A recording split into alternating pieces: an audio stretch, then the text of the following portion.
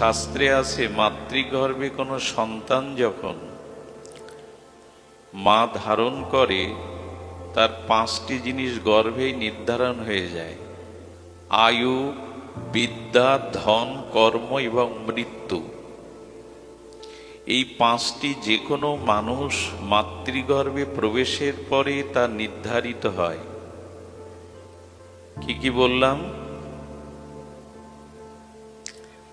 আয়ু, কর্ম, ধন, বিদ্যা, মৃত্যু। এই 5টি মাতৃগর্ভ থেকেই নির্ধারণ হয়। এই জন্য তারাও দৃষ্টান্ত স্বরূপেও বলেন যে পৃথিবীর অন্যতম শ্রেষ্ঠ বেদজ্ঞ তপস্বী পণ্ডিত দশানন রাবণ, তিনি বেদের ভাষ্য রচনা করেছিলেন। অপরূষেও এই বেদ ও শাস্ত্রের ভাষ্য রচনা করেছেন। তিনি জগৎলক্ষ্মী পরস্ত্রী সীতাকে হরণ করতে পারেন? এটা সীতার ভাগ্য। কেহ বলেন যে রামচন্দ্র রঘুপতি মর্যাদা পুরুষোত্তম, ধর্মের মূর্তিমন্ত বিগ্রহ, তিনি স্বর্ণ হরিণের পিছনে ছুটতে হয় না, এটা জানেন না? যে সোনার হরিণের পিছনে ছুটলে কিছু পাওয়া যায় না, তাও ছুটলেন তিনি। বলে এটাও ভাগ্য। ভাগ্যবাদীরা দৃষ্টান্ত দিচ্ছেন, এটাও ভাগ্য। শুধু কি তাই? দৃষ্টান্তে এমন দেখা যায়, শ্রীবৎস রাজা, তিনি গ্রহরাজ শনির কোপে পড়ে পোড়া মাছ ধুতে গিয়ে লাফিয়ে গেল। এও ভাগ্য। ভাগ্যে নাই তো পোড়া মাছও লাফিয়ে যাবে। ভাগ্যবাদীদের বক্তব্য এরকম। সীতামায়ের এই যে হরণ, রাবণ কর্তৃক সীতাহরণ, রঘুপতি রামচন্দ্র কর্তৃক স্বর্ণহরিণের পেছনে গমন, এমন করে দশরথের মৃত্যু, এই সব কিছুকে ভাগ্যবাদীরা ভাগ্য বলতে চান। এখন আমার আপনাদের কাছে জিজ্ঞাসা, ভাগ্য কাকে বলে? ভাগ্যবাদীদের কাছে প্রশ্ন করবেন তো, ভাগ্য কাকে বলে? এই ভাগ্য কাকে বলে এটি আমাদের জানা প্রয়োজন। ভাগ্য শব্দের ভাগ্য এরকম নয় যে আকাশ থেকে পড়েছে তবেই ভাগ্য তৈরি হয়েছে। এখন এই ভাগ্য সম্পর্কে আমাদের জানতে হবে। ভাগ্য নামক এই তত্ত্বের অনুসন্ধান করে আমাদের আচার্য ঋষিরা জানতে হবে। তবে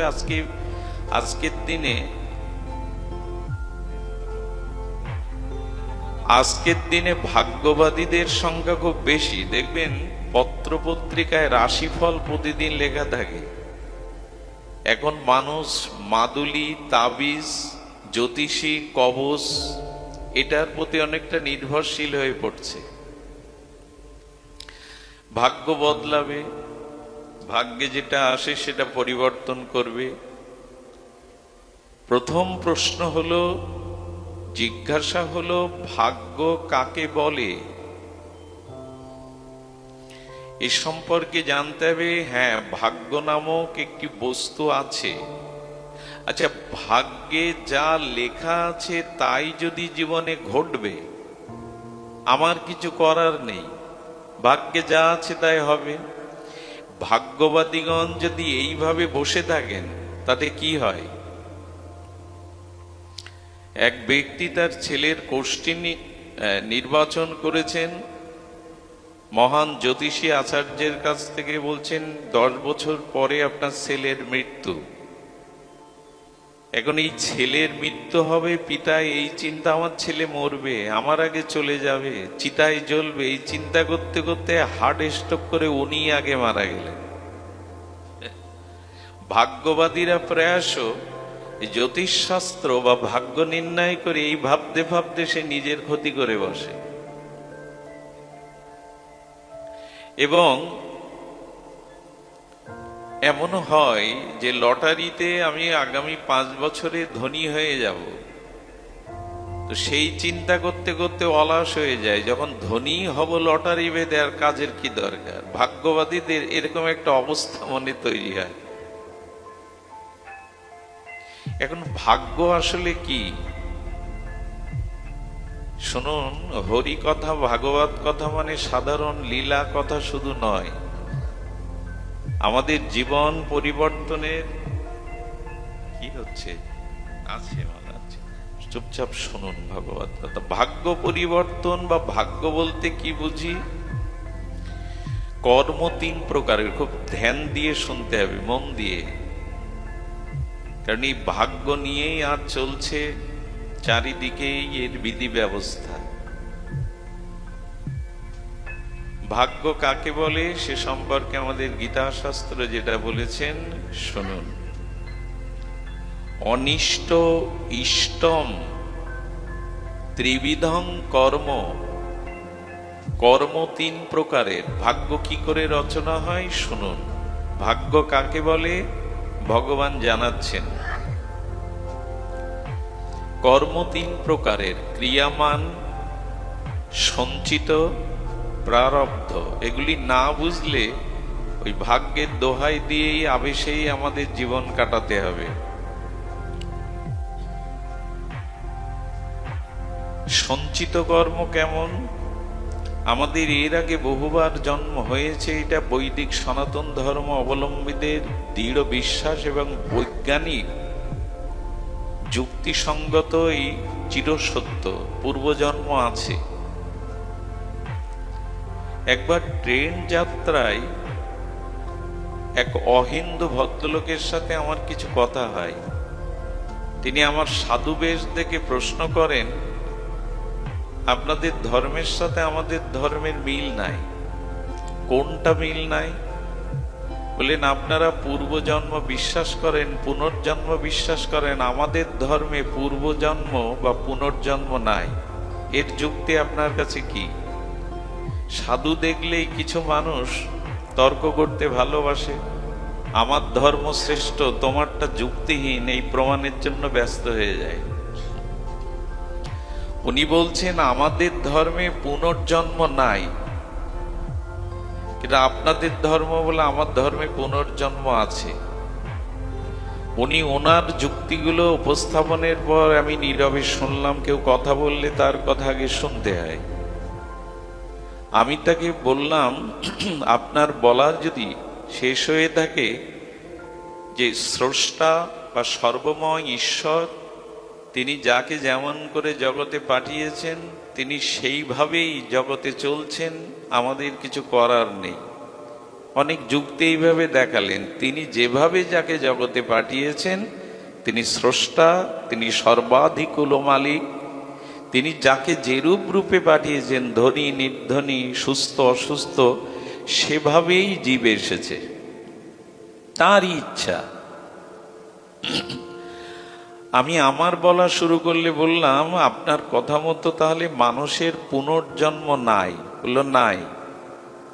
যদি তাই হয় তাহলে আমরা যারা জগতে বর্তমান 800 বা 850 কোটি মানুষ আছি, তাদের প্রথমেই জন্ম হয়েছে। যেহেতু পূর্বজন্ম নাই, পুনর্জন্ম নাই। পৃথিবীতে বর্তমান যদি 800 কোটির ঊর্ধ্বে মানুষ থাকে, তা পুনর্জন্ম যদি না থাকে তাহলে এই মানুষগুলো প্রথমেই এসছে। তো বোঝা যায় কথা? তো প্রথমেই যদি এই 800 কোটি অধিক মানুষ জগতে এসে থাকে, তা আমাকে আপনি বলুন, একজন জন্মন্ধ বিকলাঙ্গ কেন হলো, আর একজন পূর্ণ অবয়ব নিয়ে সুস্থ হয়ে ঘুরে বেড়াচ্ছে? একজন কেন বস্তির পাশে ওই দুর্গন্ধ প্রতিময় স্থানে অমেদ্য খাদ্য খেয়ে জীবন ধারণ করছে, একজন কেন অট্টালিকায়? উনি ঘুরে ফিরে ওই বলছেন, স্রষ্টা বা ঈশ্বর যাকে যেমন করে জগতে পাঠিয়েছেন তিনি সেইভাবেই আছেন।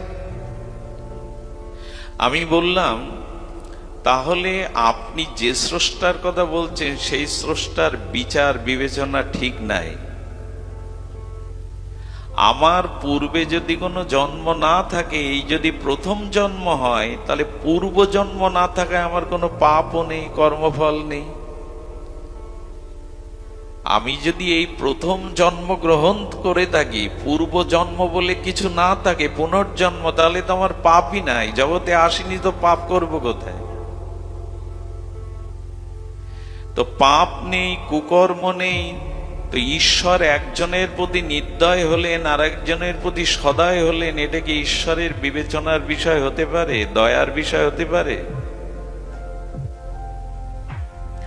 আমার পূর্ব জন্ম নাই, আমি এই প্রথম জন্মেছি, তো আমার এই দুর্দশা কেন? উনি বারবার ফিরে বলে যাচ্ছেন যে এটা ঈশ্বর যাকে যেমন করে পাঠিয়েছে, পিতামাতা যেমন করে জন্ম দিয়েছে, কানাখোড়া অন্ধ হলে এটা পিতার দোষ। আমি বললাম, শুনুন, এই উত্তরে মীমাংসা আসে না। ঈশ্বর কারো প্রতি নির্দয় নন। ঈশ্বর সর্বভূতে তার সমদৃষ্টি, তার আপন পর নাই। সূর্যের আলো যেমন সকলের জন্য সমভাবে, বায়ু, সূর্য, ভূমি, বৃষ্টি, পৃথিবীর এই মূল পঞ্চতত্ত্ব যেমন সকলের জন্য সমান, আমার পূর্বের কোনো কর্মফল নেই, পাপ নেই, অথচ আমি সারা জীবন ভোগ করছি অন্ধত্ব, অভাবগ্রস্ত হয়ে, রোগগ্রস্ত হয়ে। আরেকজন সুখে থাকবে, এ বিচার ঈশ্বরের হতে পারে না। আমি তখন বললাম, আমাদের শাস্ত্র কি বলছে শুনুন। পুনর্জন্ম এটা এখন বৈজ্ঞানিক সত্য, এ আর ব্যাখ্যা করার বিষয় নয়। পুনর্জন্ম, বিবর্তনবাদ, এটি একজন বৈজ্ঞানিক সত্য। আমি বললাম, আমার ধর্ম বলেছে এই যে লোকটা বস্তির পাশে জন্মে অমেদ্য খাদ্য গ্রহণ করে বিকলাঙ্গ হয়ে এই যে ভোগ করছে, এটা তার পূর্ব জন্মের কর্মফলেরই স্বরূপ।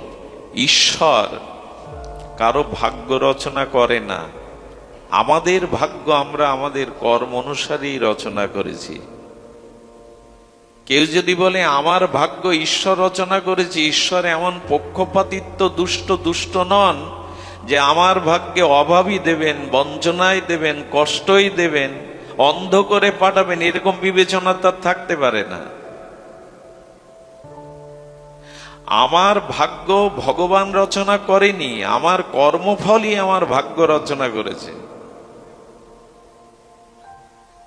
সুধীজন, এই জন্য আমি বললাম যে দেখুন, আপনি নাও মানতে পারেন, কিন্তু কথাগুলি একটু মন স্থির করে ভাববেন। পূর্ব যদি কোনো কর্মফল না থাকে, পাপ না থাকে, তবে ঈশ্বরের দুনিয়ায় এইভাবে বিপরীত আমাদের অবস্থান হতে পারে না। কেউ সুখী, কেউ দুঃখী হবে। এই জগৎটা কর্মফলের জগৎ, কর্মময় জগৎ। এখানে কর্মফল ভোগের জন্য আসা। যদিও তর্ক করা উচিত নয়, আমি আমারটা জানালাম, এটার উত্তর তাদের কাছে নাই। সুধীজন, ধর্ম তর্কের বিষয় নয়, এটি বিশ্বাসের বিষয়, শ্রদ্ধার বিষয়। আমি বললাম শুধু আমার সনাতন ধর্মের মানুষ এটা বিশ্বাস করে আমাদের পুনর্জন্ম আছে। গীতায় স্বয়ং ভগবান বলছেন, বহুমেবে ব্যতীতানি জন্মানি তাবর্জুন। ভগবান শ্রীকৃষ্ণ বলছেন, অর্জুন, তুমি আমি বহুবার এ জগতে জন্মগ্রহণ করেছি, মায়ার দ্বারা তোমার সে স্মৃতি নাই। ভগবানের কথা উপেক্ষা করবেন? উপেক্ষা করার কিছু নাই। এবং আমাদের পুনর্জন্ম শাস্ত্র সম্মত। সুধীজন, এখন ভাগ্য নিয়ে বলছিলাম। কর্ম তিন প্রকারের। একটি হলো সঞ্চিত। আমি পূর্ব জন্মে যেরূপ কর্ম করেছি, অনুকূল বা প্রতিকূল, সৎ বা অসৎ, সেই অনন্ত জন্মের অনন্ত কর্মফলগুলো ভগবান সাক্ষী স্বরূপ লিপিবদ্ধ করে রেখেছেন, সঞ্চিত করে রেখেছেন। এর নাম সঞ্চিত কর্ম। আমি যখন মাতৃজঠরে আসি, তখন অনন্ত জন্মের কর্মফল যুক্ত সঞ্চিত কর্মের এক বিন্দু আমার সাথে আসে, আর তাই ভোগ করি আমি জগতে এসে। সবটুকু এক জন্মে ভোগ আমরা করতে পারবো না।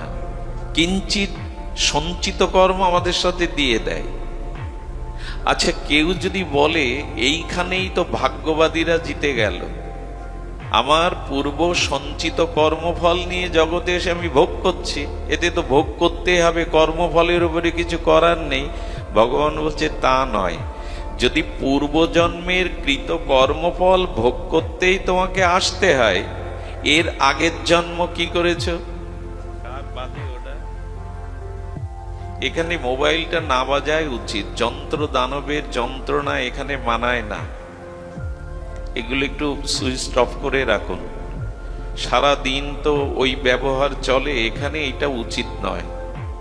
সুধীজন, ধ্যান দিন, আমি যদি বর্তমান জন্ম পূর্বজন্মের কৃতকর্ম অনুসারে, সঞ্চিত কর্ম অনুসারে ভুগতে থাকি, তার আগের জন্ম কি করেছিলাম, তার আগের জন্ম কি করেছিলাম, এখন এই জগতে যেটুকু সুখ, যেটুকু সম্মান, যেটুকু প্রাপ্তি, তাহলে যদি কর্মফলই হবে, তাহলে কর্ম অনুযায়ী তো আসছি। সুকর্ম কবে করলাম আমি? ভগবান বলছেন না, সঞ্চিত কর্মের পরে আরেকটি কর্ম আছে, এটা খুব ধ্যান দিয়ে শুনতে হবে, ক্রিয়ামান কর্ম। আচ্ছা, এই মুহূর্তে আপনি আপনার সমস্ত ইন্দ্রিয়, মনোবুদ্ধি, বৃত্তি দ্বারা যে কর্মটা এই মুহূর্তে করছেন, এর নাম ক্রিয়ামান কর্ম। এই ক্রিয়ামান কর্মটা ভাগ্যের উপরে নয়। ভাগ্য যেটি নিয়ে এসছেন সেটা কম বেশি আপনাকে ভুগতে হবে, এড়াতে পারবেন না।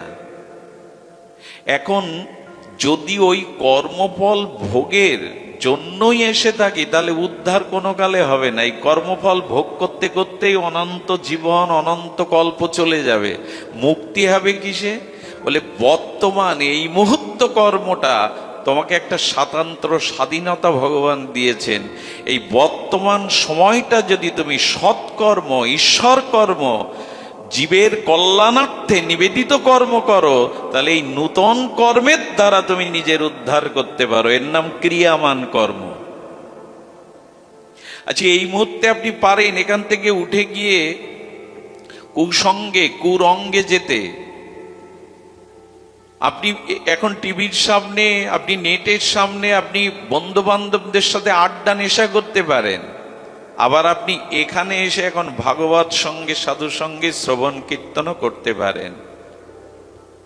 এই যে বিচার, এই বিচারটা, বিবেকটা ঈশ্বর এই বর্তমান ক্রিয়াকর্মের জন্য, আপনার উদ্ধারের জন্য, কর্মফল থেকে মুক্তির জন্য এই একটা সুযোগ আপনাকে দিয়েছে, একমাত্র মানুষকে, অন্য প্রাণীকে দেয়নি। যে বর্তমান কর্মটা সৎ এবং মহৎ ত্যাগের দ্বারা, ভজনের দ্বারা, তপস্যার দ্বারা, তিতিক্ষার দ্বারা তুমি নিজেকে উদ্ধার করতে পারো। এই ভার, এই বিচার তোমার উপরে দেয়া হয়েছে। এই জন্য বর্তমান ক্রিয়ামান কর্মটা সৎ করুন। কর্মফল আসবে, ভাগ্যে যেটা আসবে, কিন্তু আপনাকে শেষ করে দিতে পারবে না, কারণ নূতন পুরুষার্থ কর্ম আপনি বর্তমান সৎকর্ম করছেন। কি করে বোঝাই বলুন তো? এটা বোঝানোও কঠিন, বোঝাও আরো কঠিন। এই ক্রিয়ামান কর্মটা আপনার হাতে। আমি মধ্যাহ্নে বলছিলাম এক জায়গায়, গীতা হলো বুদ্ধিযোগের শাস্ত্র। গীতায় ধ্যানযোগ আছে, কর্মযোগ আছে, মোক্ষযোগ আছে, ভক্তিযোগ আছে, কিন্তু 4 জায়গায় ভগবান গীতাতে বুদ্ধিযোগ শব্দটা উল্লেখ করেছেন। মানুষের এই বুদ্ধি এমন একটা বিশুদ্ধ ভগবান তাকে দিয়েছেন, এই বুদ্ধি এবং বিচারের দ্বারা, এই বুদ্ধি এবং বিচারের দ্বারা মানুষ নিজের কল্যাণ করতে পারে, নিজের উদ্ধার করতে পারে। কর্মফল এলেও তাকে শেষ করতে পারবে না। ভগবান এই জন্য বললেন, বুদ্ধি যোগটা কাজে লাগাও, বুদ্ধি যোগটা কাজে লাগাও। বুদ্ধি বা বিচার কাকে বলে? ভালো এবং মন্দ, অনুকূল এবং প্রতিকূল, কর্তব্য এবং অকর্তব্য, এটি নির্ণয় করে যথাযথ কর্তব্য কর্ম, সৎকর্ম, ঈশ্বর কর্মে যিনি রত করার প্রেরণা দেন, বৃত্তি দেন, এর নাম সুবুদ্ধি।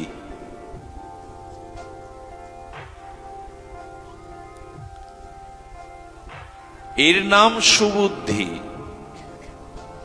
মোবাইল তো বাজবেই। ভগবান শ্রীকৃষ্ণ শয়নে, স্বপনে, জাগরণে, স্নানে সবসময় বাঁশি রাখতেন, বাঁশি ছাড়তেন না।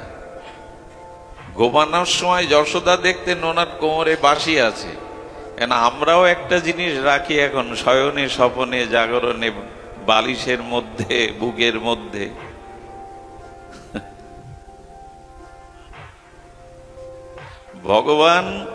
ভগবানের কথা শুনতে এসে পরীক্ষিত মহারাজ দেবতাদের অমৃত ত্যাগ করেছিলেন, যে আমি কথামৃত শুনতে চাই, লীলামৃত শুনতে চাই, স্বর্গের অমৃত চাই না। এখন পরীক্ষিত মহারাজ স্বর্গের অমৃত ছেড়ে দিলেন, আমরা ও জিনিসটাও ছাড়তে পারি না এখানে এসে।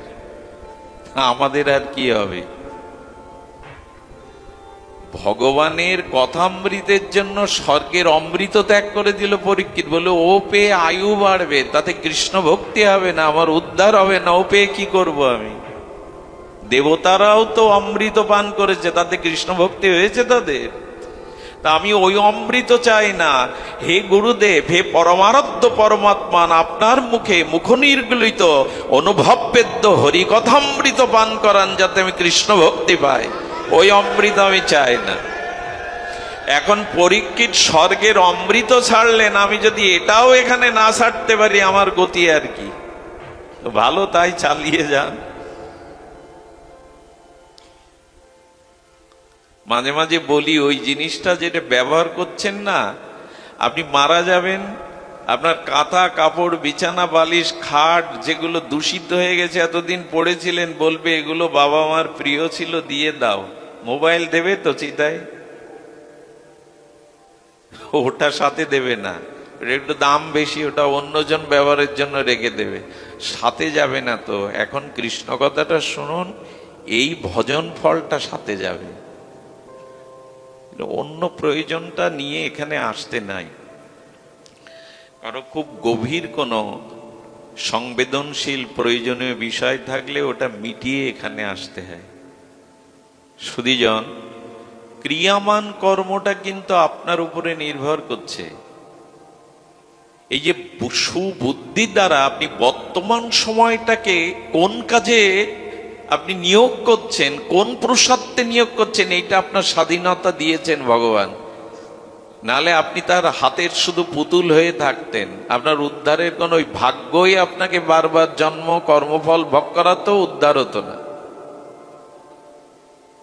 দেখুন, বুদ্ধি যদি আপনি সুবুদ্ধি বিচারের দ্বারা বর্তমান কর্মটা সুমঙ্গলময়, ঈশ্বরের সমর্পিত না করতে পারেন, সৎকর্ম কোনো কালেই কিন্তু নিস্তার নেই। এই জন্য বর্তমান সময়টা কাজে লাগানো দরকার, যেটা এখন আপনারা লাগাচ্ছেন এই নিশি জেগে মাটিতে বসে সাধু সঙ্গে। এই বর্তমানটাকে বলে ক্রিয়ামান কর্ম। আরেকটি কি বলে? ক্রিয়ামান কর্মটা আগে একটু বুঝতে হবে। এই ক্রিয়ামান কর্ম যেটি এই মুহূর্তে করছেন, এটা বুদ্ধির দ্বারা করলে আপনার কল্যাণ হয়ে যাবে। কয়েকদিন ধরে এই লীলা দুটি না বলে পাচ্ছি না, লোভ সামলাতে পাচ্ছি না। বুদ্ধি যদি শুদ্ধ হয়, বুদ্ধি যদি বর্তমান ভগবৎ কেন্দ্রিক হয়, সৎ কেন্দ্রিক হয়, উৎস বিস্তারমুখী হয়, কল্যাণপ্রদ হয়, আপনার গতি মঙ্গল হয়ে যাবে। কেমন হবে জানেন? ওই সেই শিবরাম এবং বিষ্ণুরামের কথা। বিষ্ণুরাম শিবরাম একই গ্রামে দুইজন উদীয়মান ধনী। এখন একই গ্রামে পাশাপাশি যদি দুইজন উত্তর উত্তর ধনী হতে থাকে, তাদের মধ্যে প্রতিযোগিতা বাড়বে, কে কাকে টেক্কা দিতে পারে। এখন ভক্ত না হলে, তার ভিতরে যথার্থ জ্ঞান না থাকলে, এই দুই ধনী একে অপরকে উপরে ওঠার চেষ্টা করবে। কেমন জানেন? একজন যদি কাশ্মীরে যায়, ও দার্জিলিং যাবে। এই দেখ, আমিও ভালো জায়গায় গেছি। ও যদি 10 লাখ টাকা দিয়ে কার কেনে, ও 20 লাখ টাকা দিয়ে কেনে, বলে তোর থেকে দামি গাড়ি আমার। এই প্রতিযোগিতা করতে করতে মাৎসর্য দোষে দুজনের প্রবল শত্রু হয়েছে। ওই প্রতিযোগিতা কে কাকে টেক্কা দিয়ে ওপরে উঠতে পারে। এসেছে শিবরাত্রির দিন। শিবরাত্রিতে কঠোর উপবাস করে কাশিতে গিয়ে বেলতলায় বসে গেছে।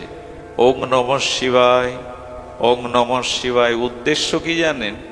আশুতোষ শিবের বরে ওর থেকে আমি বড় হব, ওকে পরাস্ত করব। দেখুন, ভগবানের কাছে নিয়ে কারো সর্বনাশের চিন্তা, কারো ক্ষতির চিন্তা বা নিজের কোনো স্বার্থের চিন্তা নিয়ে ভগবানের কাছে যাবেন না, আমি অনুরোধ করছি। যাবেন না এই জন্য, এর দ্বারা আপনার ঈশ্বরের অস্তিত্বে, বিশ্বাসে, শ্রদ্ধা ধীরে ধীরে নষ্ট হবে। বরঞ্চ আপনি ঈশ্বর মানেন না, ভালো কথা, নাস্তিক।